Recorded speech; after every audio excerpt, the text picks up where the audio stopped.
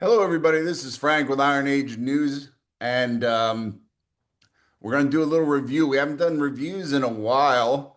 I think, oh God, for quite some time.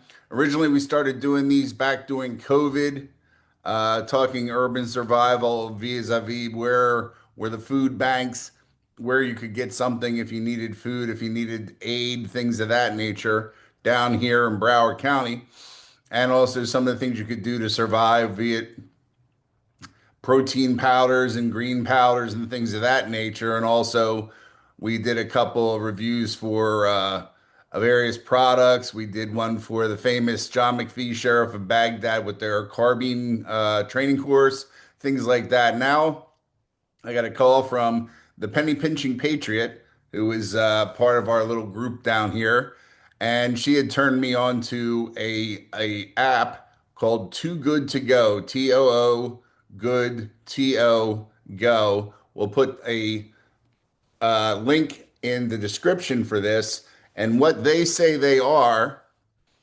is a social impact company on a mission to inspire and empower everyone to fight food waste together.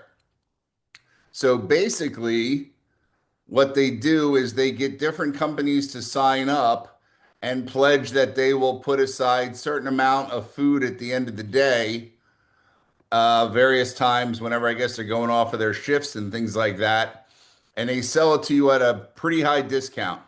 So I did a month with that just to see what was available, and I spoke to a couple other people who did a few things too because there's two versions of this, so we'll talk about it quickly. One uh, is pretty much a static version. Let's say you work or live near home, because you can give it all kinds of different areas that you're going to roam.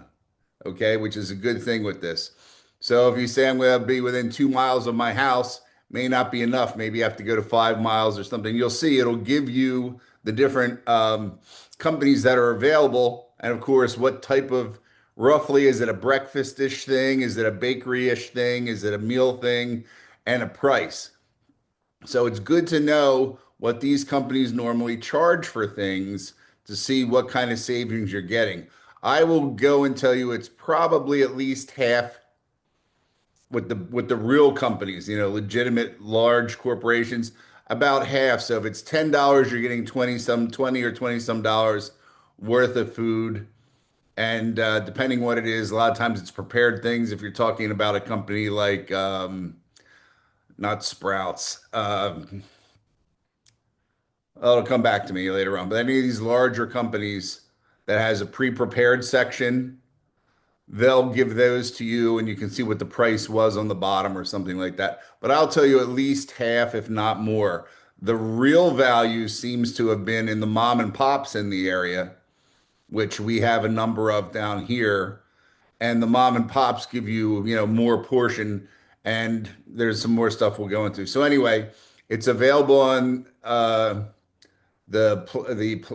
the Apple Store and on Google's Play app, whatever the bullshit thing is. Just put it in your phone. You put in your credit card, whatever you're using, blah blah blah, and it's ready to go. And like I said, there are two versions: the static one where you're in this area, and the one that Penny Pinching Patriot has used, which actually comes up with a lot of interesting things for her, is she works a distance away from her house. So she sets that thing for those distances. And as she's rolling through, she'll find something maybe she likes, maybe she doesn't like, and picks it up that way. I will tell you, this is not an app for immediate use. You're buying the stuff probably for the next day because it's at the end of each of their shifts. So a lot of these things are 8:30, 9 o'clock at night. You have to go pick up the food. You don't feel like eating after 9 o'clock at night, but usually it ends up, if you do it right, to be about 2 meals, I would say, unless it's the baked goods thing, which I don't buy. But the other things, usually you can stretch it into 2 meals or mix it in with whatever you're going to have around the house. If you're trying to stretch your dollar right now, which a lot of people are, and you're getting some pretty good stuff.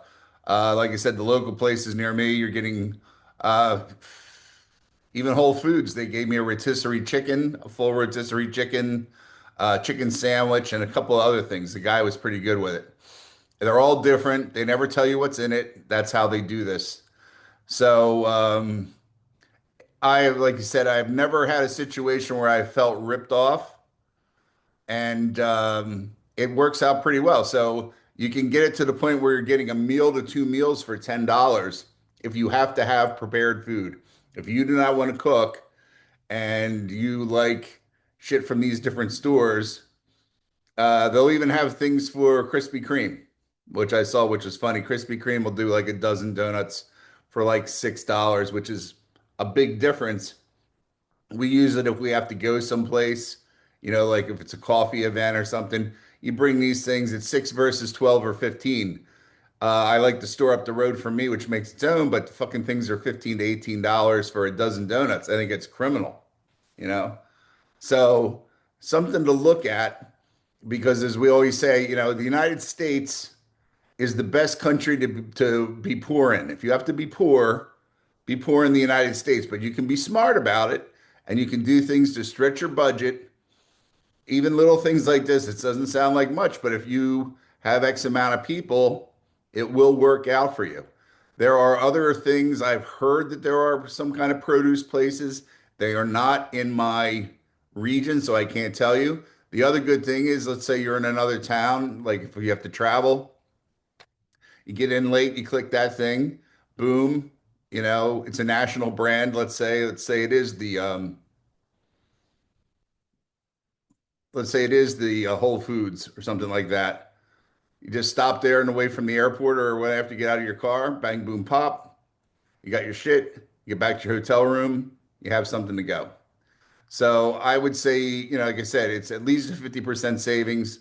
So imagine where you are in your budget and what that would do for you. Now, I'm guessing personally, if you go to enough of these and become like a regular, you may get a little bit extra because the option after this is probably going to be to throw it in the trash. It's usually going to be things that are getting ready to come off the line. This food is not rotten. You have to understand how the United States does its sell by dates and things like that, especially places that have the buffets or has the pre-packaged salad type things and all that kind of thing. They can only be out for a certain amount of time. If you have it, if you don't understand the whole freezer technology, you should really learn what you can freeze and what you can't freeze. There is a lot more that you can freeze that you don't realize, and therefore use it for some other time.